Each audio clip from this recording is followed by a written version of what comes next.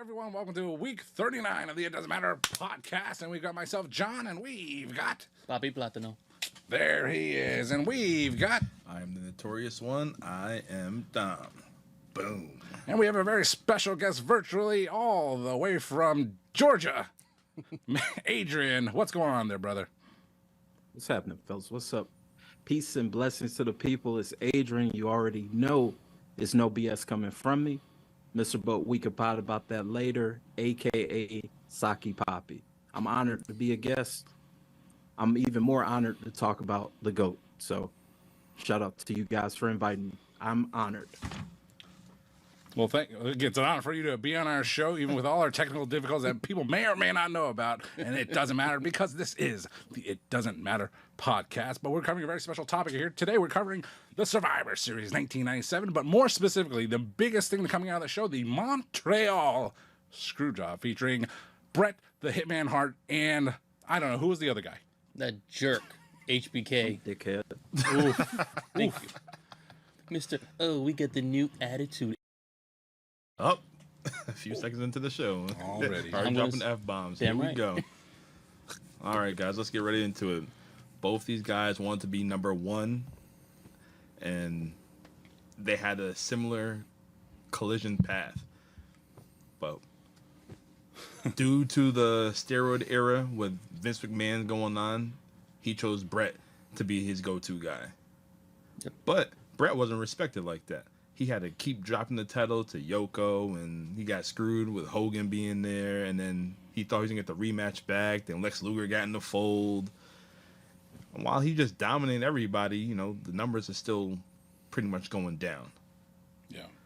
Adrian, what do you think about this time after the steroid era and then the new generation of the WWFE? Well, I mean, as evident of my jersey, as evident of my tattoo, Ooh, as there you evident of the flag. Oh, we got props. Oh, yeah, there we go. I'm obviously a big Bret Hart mark. So growing up, I was always a fan. You know, it was one of those things where that was a good problem to have. The new generation. You have two superstars, legit superstars. You can say whatever you want about Shawn, but he's one of the greatest of all time. And ultimately, that's an awesome issue to have as Vince McMahon, when you have multiple guys that you can put the rocket to, you know? Yep. Damn right. Bret Hart, he was the best there is, best there was, and best there ever will be. He was a great technician, but Shawn Michaels, he was an overall performer. He was that guy, you know? Definitely. See, Shawn Michaels to Vince McMahon was literally the sexy boy. All right, he was the more attractive one, and I'm not meaning in a physical sense. Vince McMahon wanted to be Shawn Michaels. Yes. I mean, he respected and appreciated Bret Hart, but he wanted to be the Heartbreak Kid, Shawn Michaels. That's who he wanted to be. That's why he was more in love with the Heartbreak Kid versus Bret Hart. You know, and that's why, even though he could have loved his two sons the same way, he loved one just a little bit more. Yeah. Bret was that guy that, you know, hey, I can rely on you, but Shawn was that, you know. He's the rebel. He's the rebel. He had a click. He's the bad boy. He was a bad boy backstage, and, you know. Chicks love bad boys. He wanted to just Vince work with who he wanted to work with, and that was it. So does Sonny. Yes. Ooh. Yeah, and then, you know, them two She were... liked all the bad boys.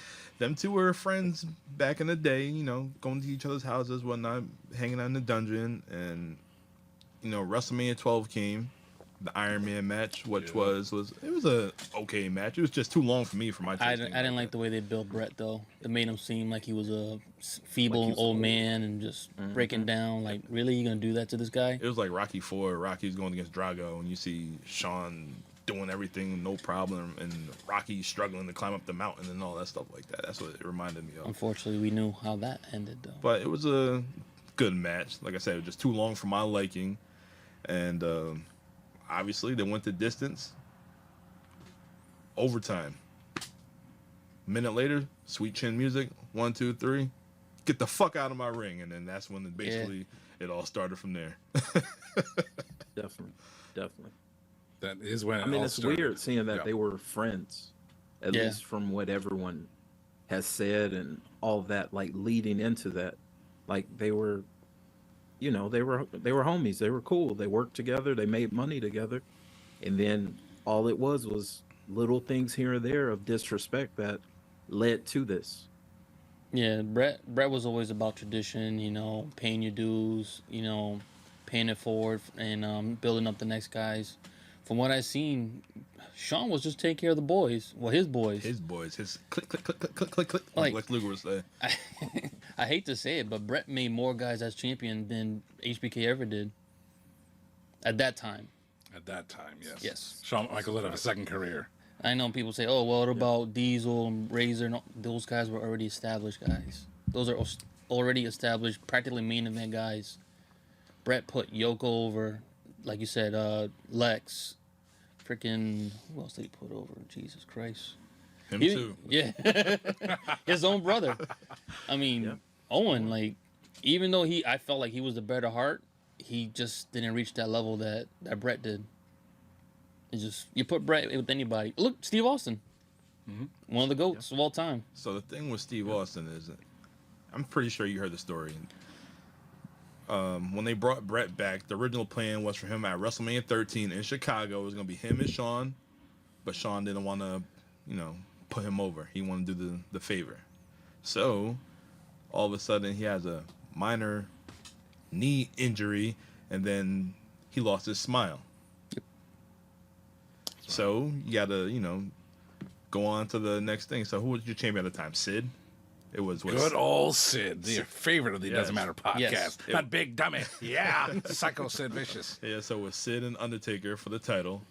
And while you have Bret the Hitman Hart going against Stone Cold Steve Austin, and Blessing in that match disguise. right there Yeah, that was my a God. great ass match, and that's not even a typical Hitman match. Good Lord. Let's take a slight dig at our friend Phil Brooks just for a moment. Psycho Sid, 2-time actual WrestleMania main eventer. CM Punk, 0 times actual main event WrestleMania. Oh boy. Moving on. I'm sorry. You wrestled still Taker. time. You're in the It's main still time. event. Still time. Oh yeah. Coming on the Survivor Series, it's not the straight edge superstar, it's the Viper. Yeah, that's what I think. Anyway. But yeah, so they had more tension from there. So personal issues drawing money now, and then Shawn did a bitch move and talking about sunny days, like you mentioned before. It's biting. Even though he was the one inside, Sonny. Hey, listen. Anyone can have good weather on any given day. Just not sunny. Wouldn't it be a cloudy day? But yeah, but Shawn, he was mad, unprofessional, and had nothing to lose, so he didn't care at that time. But Bret, his contract was getting ready to expire, and he wanted one more run. But Yeah. we're not trying to bash on Shawn Michaels, but we're just laying out the facts right now. I think you know? you are. Yeah. You're trying to lay out the facts. The facts seem awfully skewed to Bret Hart's version of the story. Y'all marks, y'all all Bret Hart marks. Show. Shoot, back in the '90s, Shawn had his own demons, his own issues going on, and Yeah. that's what it is. Now Bret, he's I hate to say, he's a bitter guy. This is when He'll let you know. this is when the guys actually cared about who they were and where their stance in pro wrestling was. Shawn cared a lot about his legacy. Bret Hart cared a lot about his legacy, and they just came to a head. Little things, as we're talking about, at WrestleMania 12, at the Survivor Series 96, the It's Time pay-per-view, the Fatal 4-Way, the Royal Rumble, the first 2 weeks of Raw is War, Yeah. WrestleMania 13, everything's leading to a head, leading to our main topic, the Montreal ScrewJob Survivor Series 1997. And, we will get into the show eventually. Well, we're there now. But like the opening video package of the Survivor Series show was a great reflection, a great look back on their history and their rivalry. And it's kind of like, listen, we all know the story. Yep. But that recap was like really awesome. Great work from the production team of the WWF. Well, remember how you just mentioned Phil? Yeah. McCracken. I feel like CM Punk was the Bret Hart of our era. Yeah. Like, as we were growing up, he was Well, the champion. No. No, I he was the disagree. champion, and Shawn was the one main eventing. Oh, yeah. CM Punk was the champion, and Cena was the one main eventing all the time. So basically, Vince was like, Yeah, the belt, but you're Oh, not the main goodness. event. Yeah. Bret likes who, or Vince likes who he likes. Yeah. That's basically it. I mean, even earlier that summer, they had a pull-apart brawl. I think it was in Hartford, Connecticut, actually. Connecticut. Yep. Yep. Bret Hart tore out Shawn Michaels' luscious locks, and the effects of which have been felt today, as a matter of fact. But they were supposed to wrestle at WrestleMania 13, and they did not have a one-on-one match all the way until this Survivor Series. Their feud heated up like a good old beef stew on the second day it was cooked. At the SummerSlam, Shawn Michaels whacked The Undertaker in his head, led to a little Shawn Michaels Undertaker feud, and Bret Hart was pushed to the back of the line in a tag team match at Bloodbad with the Patriot and the British Bulldog and Vader time. Because Shawn Michaels, we covered this recently on a previous episode of the Doesn't Matter podcast, the Hell in a Cell, Shawn Michaels, Undertaker, first time ever. And because Shawn won that match, he became the #1 contender to the WWF Championship, leading to this incredible night in Montreal. But we're here to talk about the Montreal ScrewJob, but there's been lots of things. There's the documentary, Wrestling with Shadows. Yep. That incredible thing. There's been lots of coverage over it, and it's all Bret Hart's story. Because he's the only one that remembers. Shawn Michaels, admittedly, was drugged out. He don't remember much, and he's a liar. He's a filthy, no good liar. Even though I'm on Team Heartbreak for today. What? That's right. Don't blame Shawn Michaels for all the BS that's going on. Listen, it was Triple H's idea. Okay, We know that. it was Vince's call. Okay, it wasn't a good old heartbreak. He was innocent. Listen, the man doesn't even know shoot holds. He had to wait for good old Gerald, let me put some respect on his name, Gerald Briscoe, to show him some secret moves in the hotel room, okay? Shawn Michaels, company man, did exactly what his boss told him to do and executed it to a T, okay? So, I should upgrade now. Anyway, but...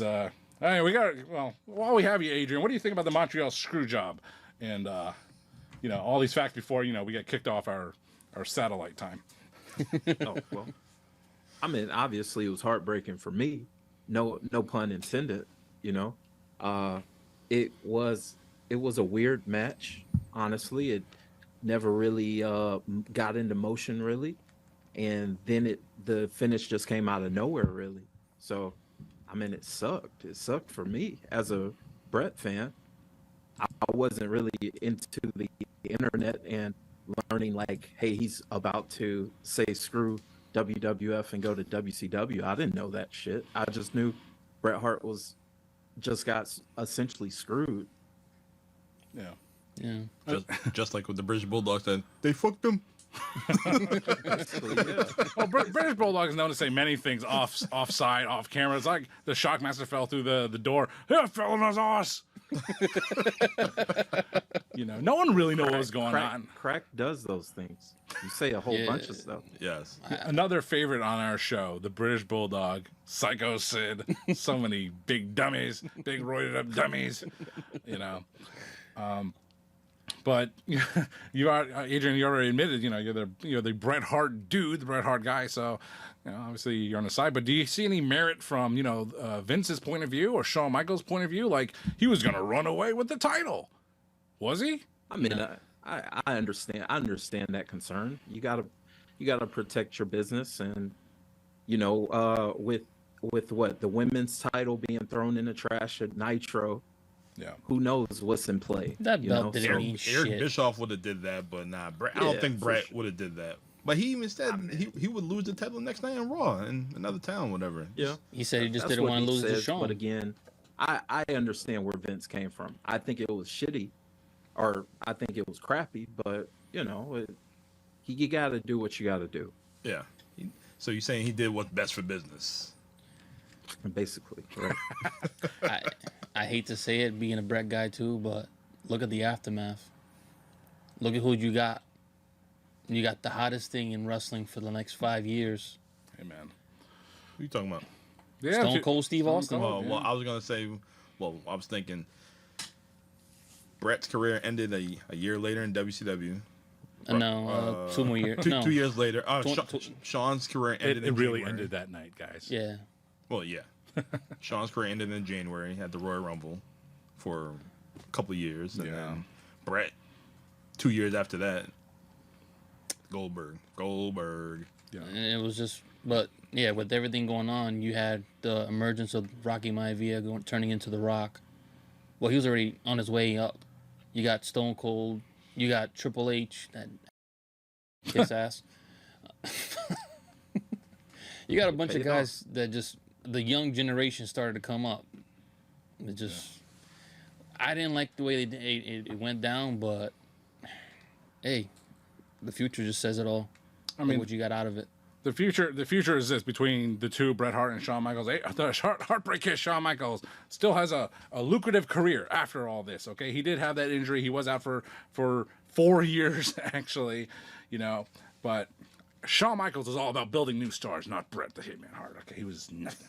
If Shawn Michaels did not go along with Vince McMahon in 1997, you still have Albert leading the charge, telling guys how to yell when they were running into a turnbuckle. Okay. Ridiculous. The fault of this whole thing lies entirely on Vince, not Shawn Michaels.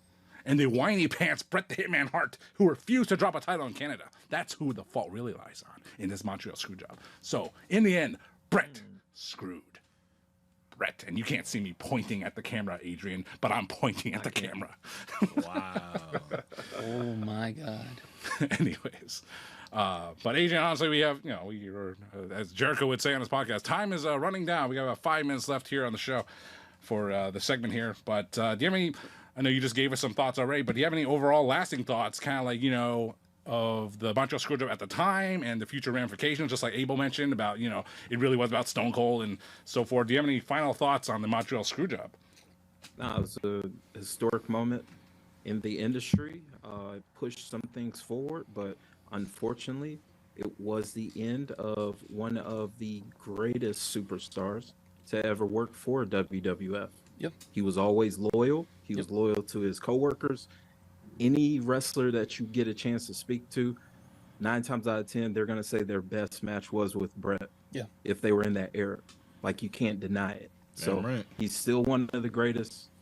And I don't care if he's bitter, because I'm old and bitter too. And we all get old and bitter.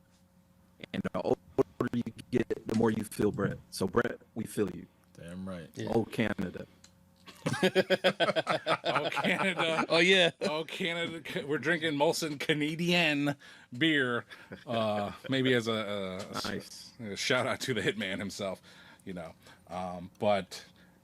Anyway, Adrian, do you have any? So you got a podcast. So thanks for joining our podcast. Well, your podcast. Let's do some plugs and upcoming events. All right, just the plugs.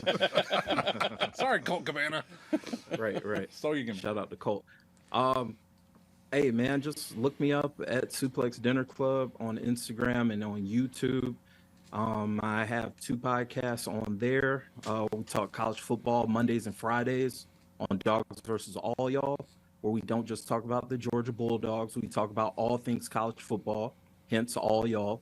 Wednesdays is coming back at the end of the month. Dom was actually on this podcast, the Life and Times pod, and that's conversations with other people who have worked in the hospitality industry. Of course, Thursdays, I'm a part of the All Marks pod, so the name of that podcast is We're All Marks Anyways. Look that up. And also on Fridays, I'm a part of Pushing Narratives, which is a sports podcast. So I stay busy. I see. I can't handle one show. Hey, time management, alcohol, and a patient wife. They'll take care of you for the long haul, I imagine. That's it. That's what's up. But thanks for having me on, fellas. I really being on the show, bro. All right, brother. All right, thank you very much, Adrian. And well, I'll put up some hyperlinks so everyone can check you out. But again, thank you for joining the show, and we'll have you on in the future on a better computer. It's kayfabe, man. It's kayfabe, bro. It's all work. This was a perfect time. This was a perfect recording. Y'all did wonderful.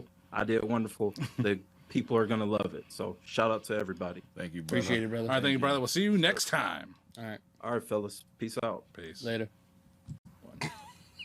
All right. Yeah, we'd like to thank Adrian for joining the podcast, so make sure you check out his show. But we still have some residual thoughts and comments on the Montreal ScrewJob. So, Dom, what you got going on over there? So, my man Bret finally came back to the WFE. Ooh. What year was WrestleMania 26, John?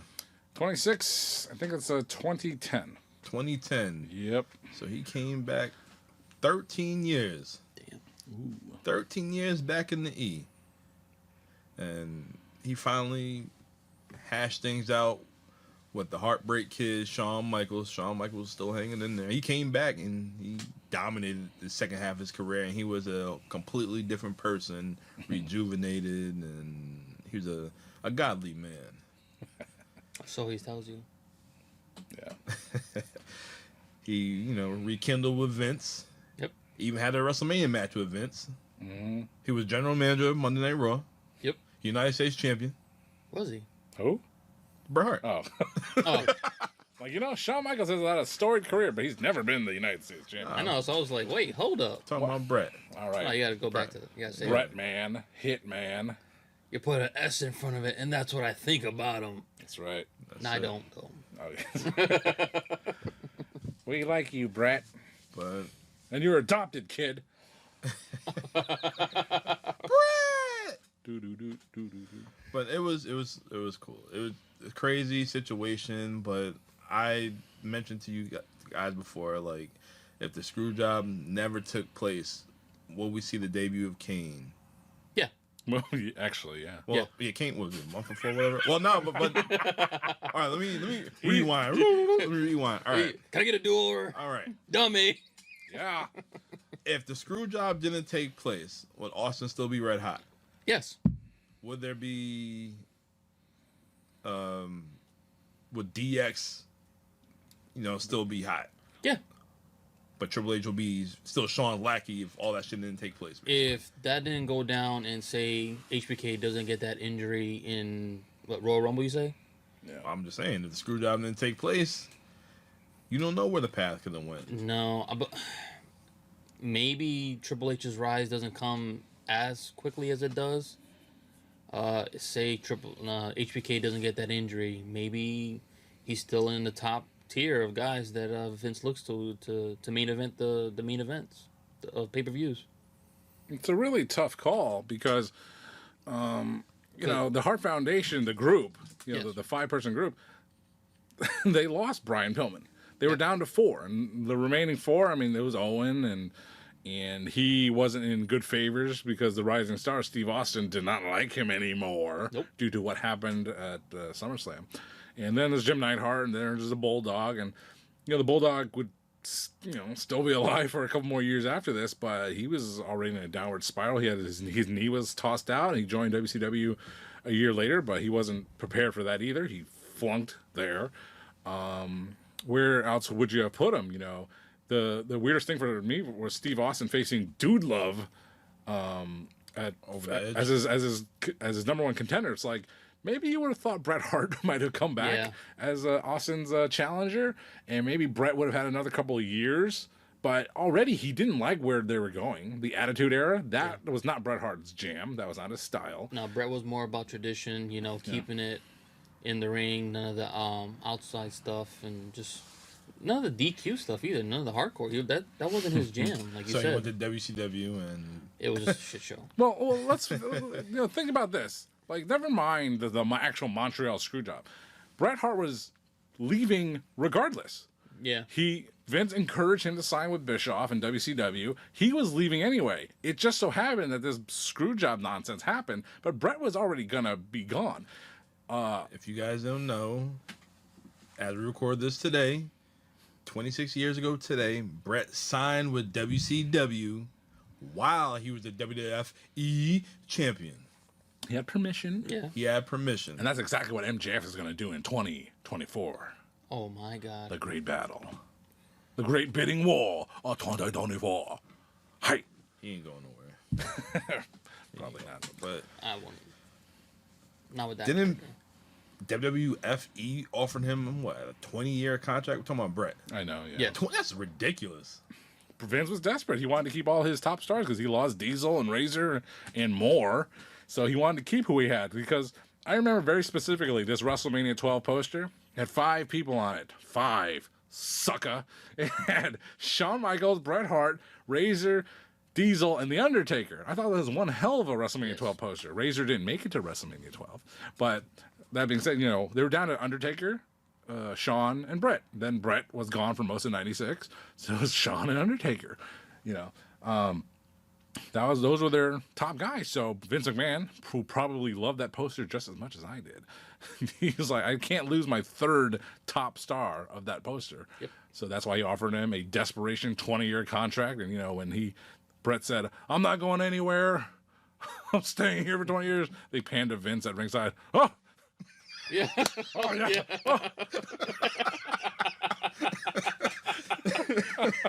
Oh. All right. So, but Bret, like I said, the thing people don't really think about is that Bret was leaving anyway. So the rise of Steve Austin, the rise of The Rock, the rise of the hardcore championship, DX, Val Venus, Choppy, your cheesesteak, all those things probably would have happened anyway. It's just, but what about Vince McMahon, Mr. McMahon? Now that. No, that character probably never would have taken. No. Not maybe. Not the way it happened, No. but that character was showing up because of all the BS that was going on backstage, and some of the wrestlers were basically bringing that up to light. That you run the company, you're the owner, you're not just an announcer, you actually own this damn company. Not about good guys and bad guys. You can see in the background. Heels Vince or and baby Sarge. faces. Good guys versus bad guys. I think Vince, if you really noticed this in '97, Vince was a fan of Stone Cold Steve Austin on commentary. Yep. And there's a certain point where someone probably put a little birdie in his ear and said, "You are the geeky announcer that no one likes." I mean, they don't respect you. You're just the geeky loser announcer. We can't have the geeky loser announcer cheer for the cool rebel upcoming babyface guy. So Vince's like, I think Stone Cold's gonna win tonight. Yeah, I like him. It's like, no, fans don't want to hear that. They want Stone Cold to stun you. Yeah. And this was in September at Madison Square Garden. Stone Cold stunned Vince for the first time. That tall stack of dimes called his neck. The second worst stunner of all time. The first one was also with Vince in Dallas. That was terrible. And Vince had this Mr. McMahon character built up in Memphis already. So I think he still would have gotten out there somehow as Mr. McMahon, but the screwed Bret Hart thing really pushed the Mr. McMahon over the top. Yeah. That one was just, whew. You really got to see who this man really is. Well, that would be the lawsuit in 2022 that got him out of the WWE. Still pending. Where is that Netflix show anyway? Well, pal. It's got to be that cane he's using in Saudi Arabia. Anywho. Any final thoughts on the screw job? After? Before? Anything? it was the most disgusting decision of all time, but it probably was the best decision of all time. Hey, he did it again the following year with The Rock and Mick Foley. That was, oh my God, just to piss me off even more. And he did it again a couple years, maybe a couple decades ago after. It's like with Natty and Charlotte. I'm he like, tried you to do that shit at Money in the Bank with John Cena and CM Punk. Yeah. Oh my God. The Montreal ScrewJob has had a long-lasting effect on pro wrestling as a whole. In both companies, all companies, because Vince Russo would take it, he would use it as an influence on the Starrcade 97 main event with Hogan and Sting. Okay, he would use it in the 1999 Starrcade main event with Bret and Goldberg and Roddy Piper walking out so sad. And he just hands the belt to Bret, and Bret's like, oh, here, you've earned it. You deserve it. Bret's like, what's going on?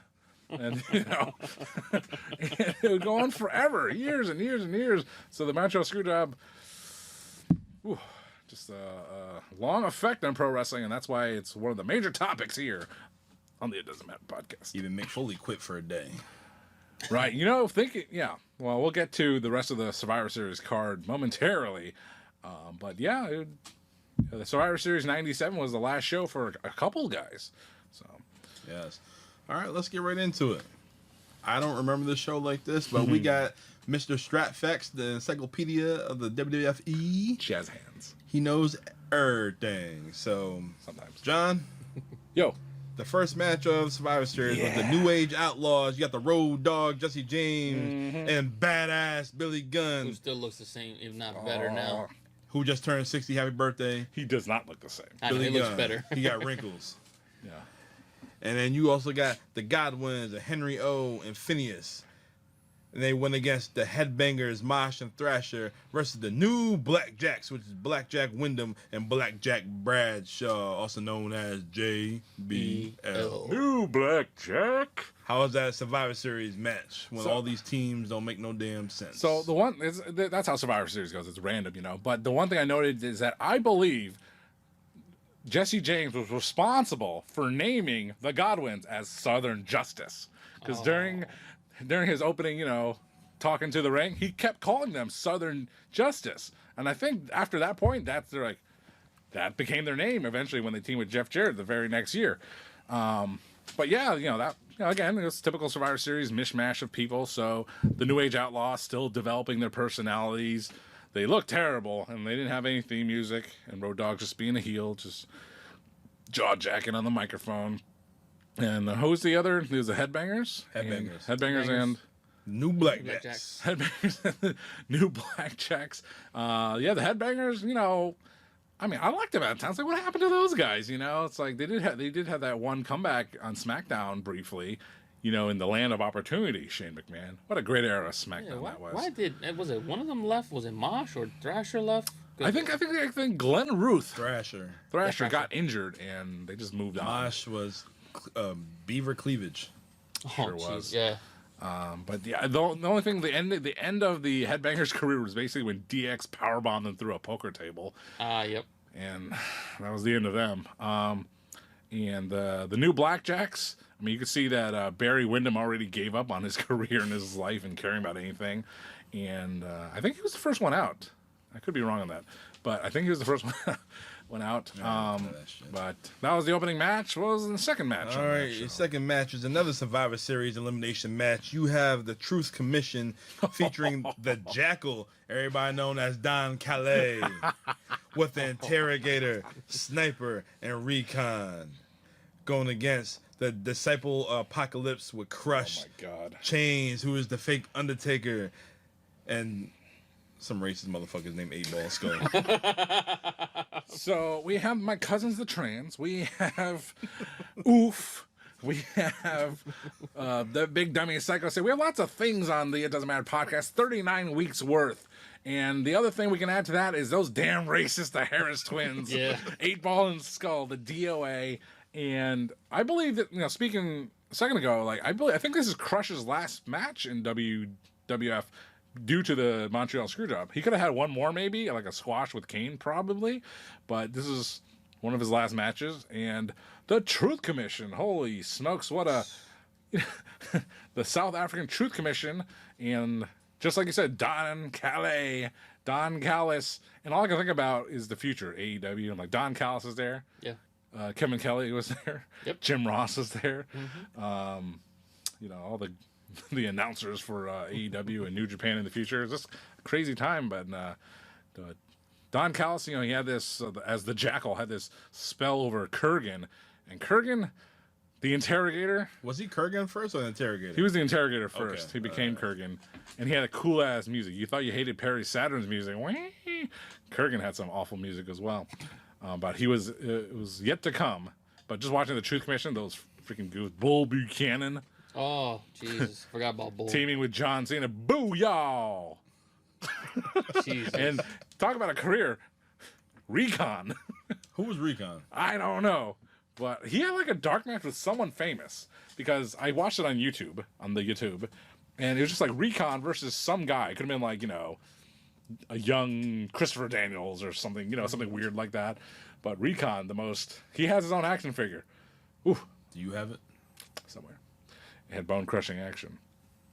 But anyway, Just another stupid, silly match on Survivor Series. Next match. Your next match is another Survivor Series elimination match. It's of Team Canada. You got the British Bulldog. They fucked him. Jim the Anvil Neidhart, Doug Furnace, and Phil LaFon going against Team USA of Vader, Goldust, Mark Merrow, and Steve Blackman with Sable. Yeah, that's patriotic. Now, so Vader had before this they had a backstage promo, and Vader had a promo. He was so, first of all, lots of things about Vader. He was miscast as a face. Mm-hmm. Okay, he was so beaten down by the WWF system because they kept using him terribly. Yeah. He had to cut this babyface rah USA promo, and he was not good at it. It was a really bad promo, but he did the best he could. And watching his teammates, he had Vader, Goldust, the Wild Man Mark Merrow, who's the Steve Blackman. Steve Blackman. So you basically had three guys from WCW 1994 right there. You know, it's like watching AEW now or WWE now and 3 years ago, Cody Rhodes. If there were more Cody Rhodeses, then it's like, where'd the AEW roster go? Yeah. But Goldust was doing his own thing. He had FU on his cheeks. These cheeks. Oh, those cheeks? Yeah. It stood for Forever Unchained. So, you know, the month before at Bad Blood, he was having that thing with trying to save Marlena from Brian Pillman. And apparently he didn't save her because they're having like some kind of divorce situation. But, you know, Furnace and LaFon, the most boring tag team in WWE history. You know, at the time, that's what I thought as a kid. I'm like, Furnace and LaFon, what a bunch of weirdos. But they were actually they were like, if you had the Revival, the FTR, you know, like FTR, they were great in Japan or something. And then they come to the States and like, here they are. They're great workers, but I'm not saying FTR is boring. They're not. I do not believe that. However, you can see the comparison where two technically great workers come over and no one gives a crap. Yeah. But Furnace and LaFon, who are they teaming with? They're Bulldog and Anvil. Yep. Bulldog. Team Canada. Bulldog was walking out. He was limping because limping ain't easy. And he had a knee brace and he was just in all sorts of bad shape. But he was the star of the match. I think he got the last pinfall, winning it for Team Canada, even though none of them were Canadian. And it was British Bulldog. He won with the running power slam, and it was nice. But I also think that was British Bulldog's last WWF match. They fucked him. Yeah. Next match. Your next match is Kane with Paul Bearer going against Mankind. My goodness. This is one of the early Kane matches where they put it all in red, you know, red lighting. Oh. I hated that, so I didn't pay attention to this. And then they brought it back for the Fiend. God rest his soul. Oh, and the Hell in a Cell matches. Yeah. Oh. That was one Hell in a Cell. I won, yeah. So it's a personal pet peeve. I don't like brawling outside the ring. I don't like that kind of wrestling. So that already turned me off. And the red lighting, I didn't want to watch it. But Mankind was still, you know, wearing the brown outfit, Mankind. And I was wondering to myself, like, what the hell happened? If you remember the previous year, you know, Paul Bearer joined Mankind, turned against The Undertaker. He was Mankind's manager. What happened? So I looked it up. Do you guys know what happened with Paul Bearer and Mankind that year? I forget. Nope. So it was at In Your House, Revenge of the Taker. Undertaker faced Mankind, and Undertaker threw a fireball at Paul Bearer. You know, the old Paul Bearer with the white makeup and stuff, white face. And so he threw the fireball at Paul Bearer, and Paul Bearer, all his makeup went away. So when Paul Bearer came back, he had that patch, you know, the cotton ball on his eye, and he had strawberry hair, and he had a regular face, and then he was the regular Paul Bearer, and then he said, "Undertaker, your mom's a slut." And they started that angle, which would lead to Kane re-debuting. So, which a lot of people don't realize. Oh my god! Oh boy. That Undertaker started off what? as you jerk. Kane the Undertaker. That's right. So they just basically took the name that he originally started and gave him a character to go with it. As a tribute to his fallen brother. Yeah. Sure. Wink. Next match. Your next match is another Survivor Series elimination match. You have Ken Shamrock, Ahmed Johnson, and the Legion of Doom of Hawk and Animal going against the Nation of Domination of the most electrifying man in all entertainment, The Rock. And our topic for week 40 of the It Doesn't Matter podcast. You have Farouk, Kama Mustafa, and D'Lo Brown. You better recognize. Now, how are we so lucky to have in our lifetime another face-off with The Rock and the Legion of Doom? Wow. So cool. Yeah, that is crazy. So you have the Nation of Domination. You have all those guys, and they are who they are. And on the other team, you had the Legion of Doom, minus their shoulder pads, because the New Age Outlaws stole them. I thought maybe they didn't let them bring them to Canada, but that was a storyline that New Age Outlaws stole them. And Ken Shamrock, he got a huge pop coming to the ring. And of course, there was the Pearl River powerhouse, Ahmed Johnson. And, well, earlier that year, he was always against the Nation of Domination, always against Farouk. And he joined them, but he got injured. He was injury prone. And then they kicked him out of the Nation of Domination, and he was replaced by Dwayne Johnson. And Ahmed Johnson, this has happened before in wrestling. A character changes. They were like insanely popular and cool. Then they do a heel turn that's supposed to boost a career. It fails. Then they go back to who they were, and it doesn't work. Right back. Damn. No one gave. I mean, I liked Ahmed Johnson a lot, and he was. He did himself no favors. He was a super shell of himself at that time, and it's very sad to watch. And he even had more knee pads up his thigh. He didn't have no knee pads when he was Big T. And Farouk actually took the first pinfall, and it was such a dumb finish. Farouk took the pinfall quickly, right? He was bickering with the referee outside the ring because they had 2 referees for these matches. And he's still bickering with the referee, blah, blah, blah. Ahmed Johnson sees him. Something happens. Farouk holds down Ahmed Johnson's foot. 1, 2, 3. While the ref is there. It was so dumb. And they just chase each other to the back, and it's kind of like, what the hell? Damn. Yeah, Damn. That is a damn. But They fucked him. Ken Shamrock ended up being the sole survivor, and that would make sense because he went into the forthcoming DX In Your House pay-per-view as the #1 contender to the World Wrestling Federation Heavyweight Championship. Nice. Yeah, so good for Kenny. Good man. Next match. Your next match is for your Intercontinental Championship. Ooh. You have Stone Cold Steve Austin going against Owen Hart with the British Bulldog, Jim Neidhart, Doug Furnace, and Phil LaFon. This just like the Bad Blood show. I want to put this match on a Best of Intercontinental Championship compilation. Easy for me to say. Say that one more time, John. Compilation. But this Intercontinental title match, Stone Cold and Owen Hart, is Stone Cold's first match since the incident at SummerSlam where Owen Hart broke his neck, and it was a decent match, and it ended very quickly. I mean, they must have been rushed. Only 4 minutes. They must have been rushed for time because Stone Cold, he booted him, flipped him off, then stunned him in the slow motion stunner, not the fast one that he would become known for. Pinned him. That was it. Done. There's your Intercontinental Champion. And if anyone how they go through history, former great champion, Intercontinental champions throughout history, Hall of Famers like Shawn Michaels and Bret Hart and Stone Cold. Man, Stone Cold never did anything with that Intercontinental title. It was so weird to see him with it, but he won the title. It was a quick match, in and out. People liked it, and that was that. Yeah.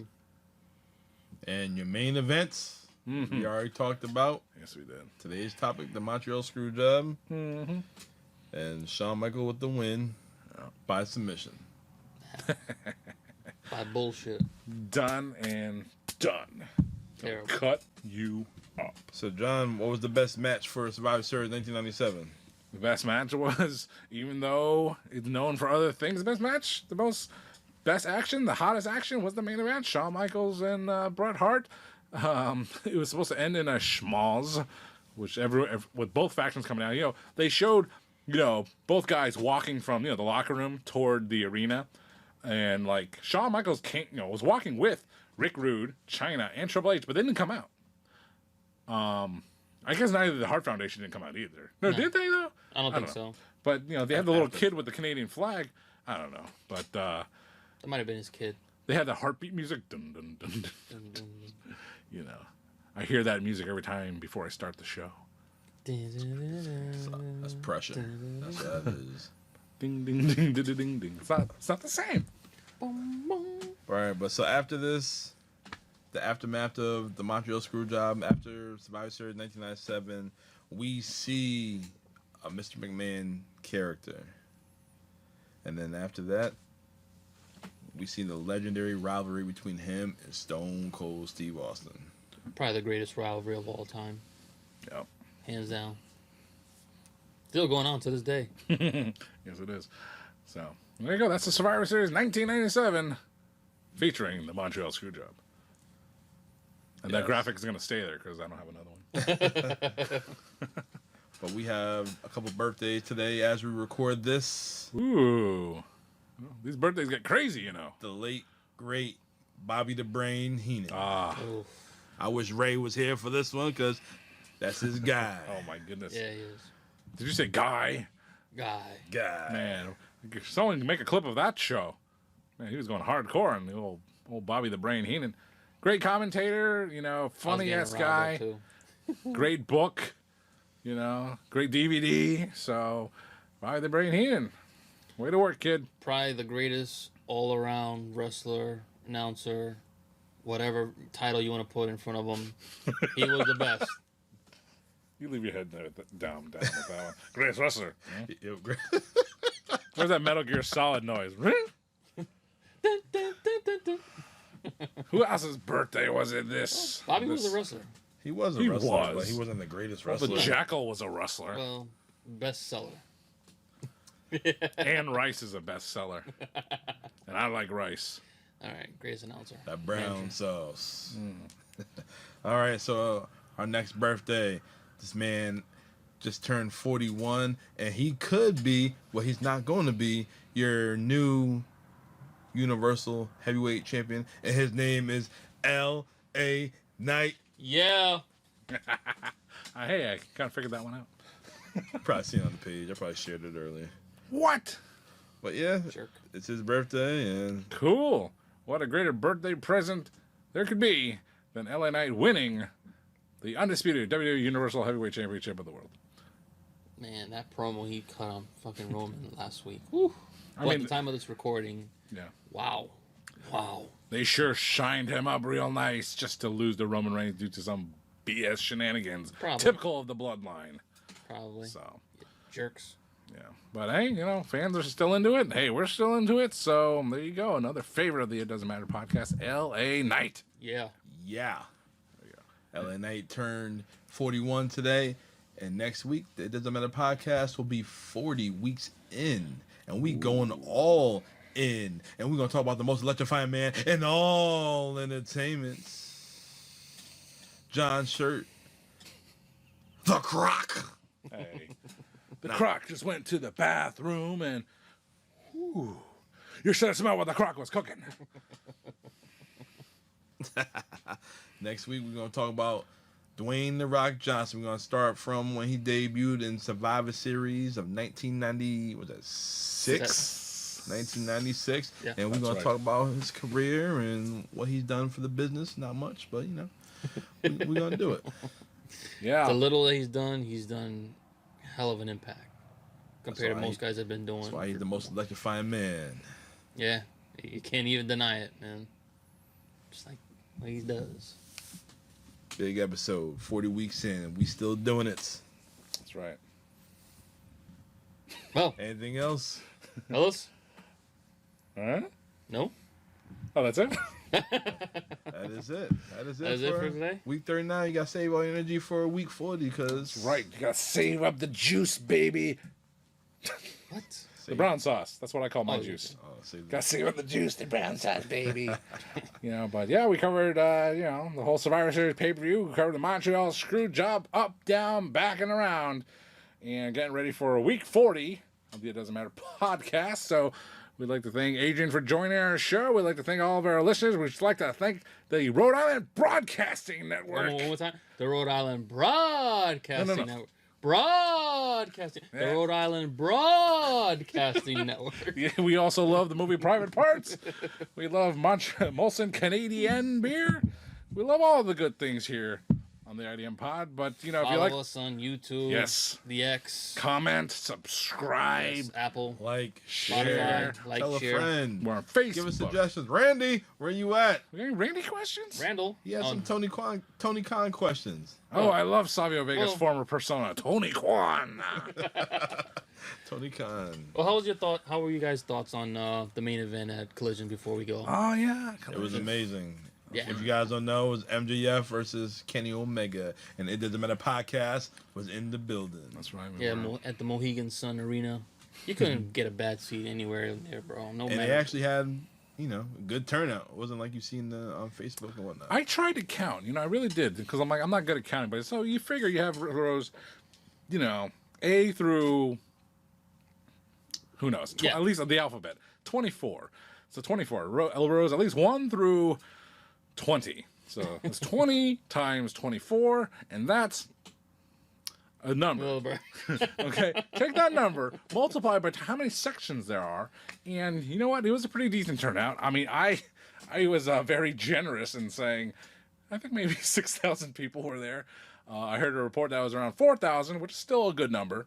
But what I was thinking about during that show, looking around, I'm like, this is all wrestling fans. Yeah. Like real modern pro wrestling fans. With the WWE show, you would get everyone else. You'd get the extras. You'd get the people that do watch it once a year. The people that haven't watched it since Hogan was the champion, Yes. and not in 2002. So they'd have the extra, the riffraff. See, I DJ'd a lot of weddings, okay? And that's what we call the extra guests that aren't family, not close friends. We call them the riff-raff. Okay, that's what WWE attracts. And that's okay. It brings money into the company. It makes arenas sell out. It makes a hotter crowd because lots of people are there. You see more people, you want to cheer, you want to yell, you want to scream, you want to throttle. Some people. The people breathing, spitting behind you, the people vaping. Disgusting. People of all ages, races, and real sweet faces. Okay, at Collision. Some we won't mention. But What the fuck? But Collision, so Collision not only was just AEW Collision, it was also featuring the stars of Ring of Honor Wrestling. And this time in particular, I said to my guys, I'm like, listen, I want to stay for all the Ring of Honor action. Because last time we went to Collision, we didn't stay for the Ring of Honor action because it was unadvertised. You didn't know when the Ring of Honor stuff was Yes. going. You didn't know if it was before the show, it was after the show. It was a combination of both. The ticket said, bell time, 7:30. Doors open, 6:30. Okay? We're walking to the arena. We're like, all right. Like Vince McMahon, yeah.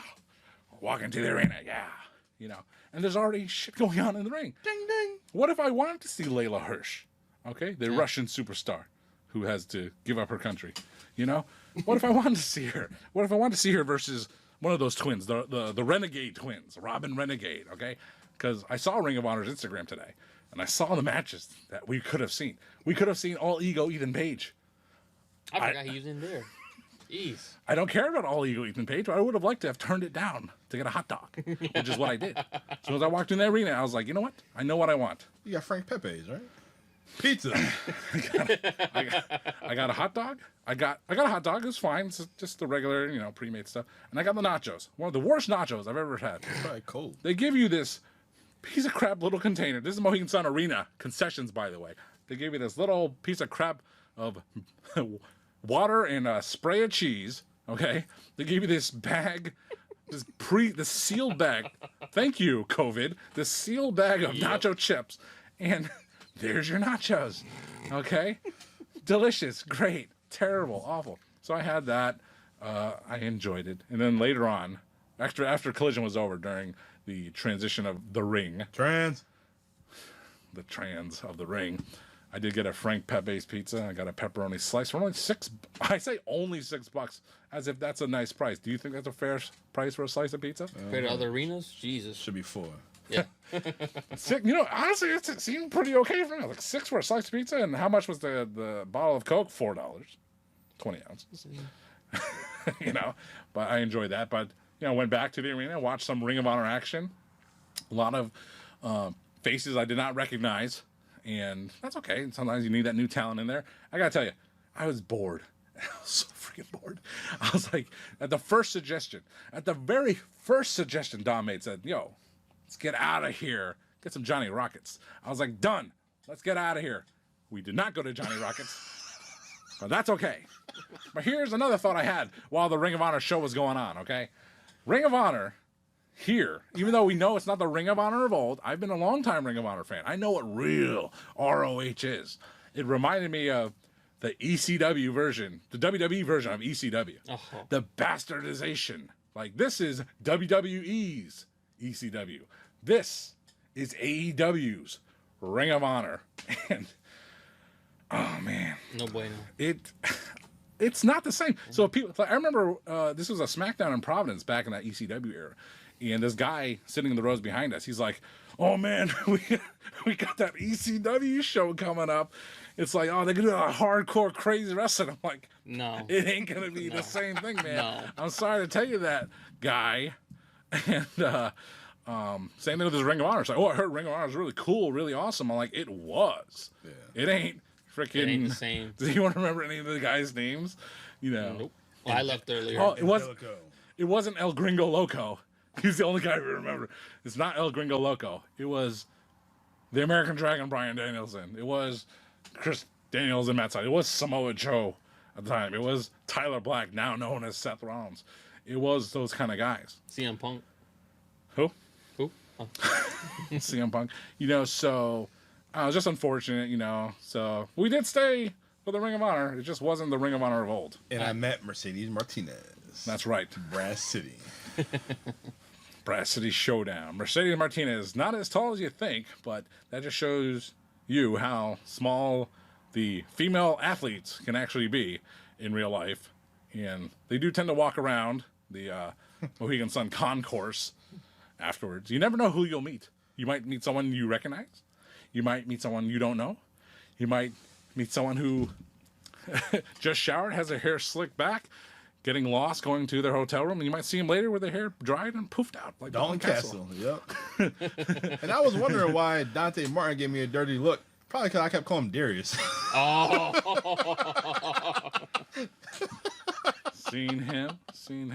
We seen the boys. Seen the boys. Hey, you!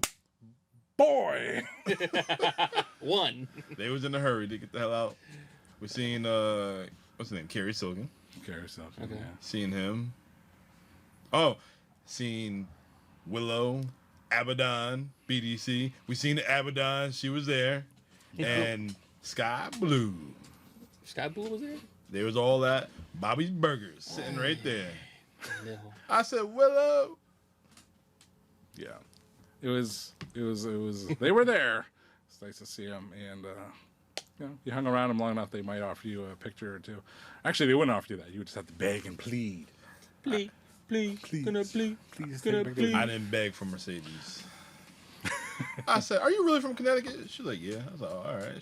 She's like, don't you realize every time I come to Connecticut, I lose? I said, you got a good point. Damn. that was, first of all, that was the opening after Collision. That was the first match. And the main event of the Ring of Honor tapings, the one they pimped out the most, is Athena, the Ring of Honor Women's Champion, versus Mercedes Martinez. And it's actually a pretty good match. There was like one really good near fall. You're like, wait, whoa. Mercedes is going to win the title here, you know? Nope. But it was not meant to be. But, you know, Ring Chin up. Easy for me to say. Oh, Tony Stark.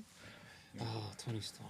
So Collision was a good time. It was well worth seeing, checking out. Ring of Honor, not so much. Any notes for that, Abel? You sat separately from us, so.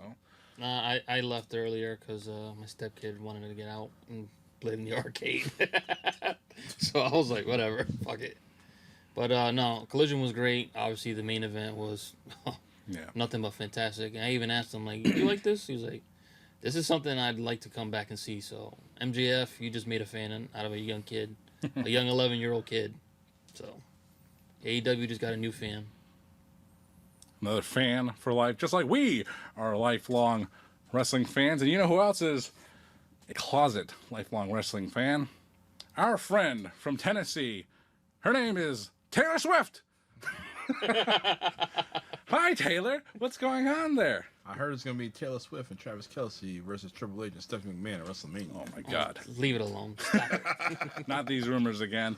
But anyway, that's the It Doesn't Matter podcast, week 39. So thanks for watching. Thanks to Adrian for joining us once again. Please like, view, subscribe, comment, and Share, folks, follow, we all will that. see you next time. Goodbye, everybody. Boom.